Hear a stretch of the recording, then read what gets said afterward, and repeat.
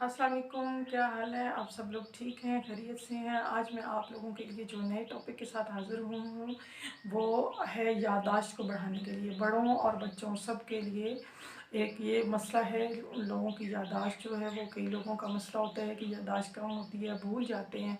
भूलने का बहुत ज़्यादा प्रॉब्लम होता है और बहुत बड़े बड़े नुकसान होते हैं। तो इस नुकसान से बचने के लिए और आपकी खुशगवार ज़िंदगी गुजारने के लिए मैं आज आपके लिए जो टॉपिक लेके आई हूँ वो याददाश्त बढ़ाने के लिए। याददाश्त बढ़ाने के लिए मैं ज़्यादा लंबा जो है वो लेक्चर नहीं दूंगी, सिर्फ आपको ये बताऊंगी कि होम्योपैथिक की 2 मेडिसन आप अपने बच्चों को और बड़ों को इस्तेमाल करवाएं और इसके बाद रिज़ल्ट देखें। ठीक है, इंशाल्लाह पॉजिटिव और किसी किस्म का कोई साइड इफ़ेक्ट नहीं है।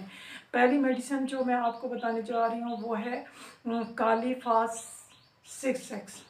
कालीफास 6x बड़ों के लिए जो है वो 4 गोलियां सुबह दोपहर शाम चूस लेनी है और जो बच्चे हैं उनके लिए एक एक गोली। इसी तरह उम्र और एज और वज़न के हिसाब से आपने तयन कर लेना है। और इसके बाद जो है वो दूसरी दवाई है वो है अनाकार्डियम। अनाकार्डियम जो है वो 200 के ड्रॉप हैं, वो भी आपने रात को सोने से पहले 1 महीने तक लगातार आपने यूज़ करनी है और इंशाल्लाह आप देखेंगे 100% रिजल्ट कि याददाश्त ठीक हो जाएगी। जो बच्चे, बहुत से बच्चे ऐसे होते हैं जो पढ़ते हैं लेकिन उनको सबक याद नहीं होता या सबक याद नहीं रहता, तो उसके लिए मैं आज ख़ास तौर पे ये जो तोहफ़ा है ये मैं अपने बच्चों के लिए लेके आई हूँ।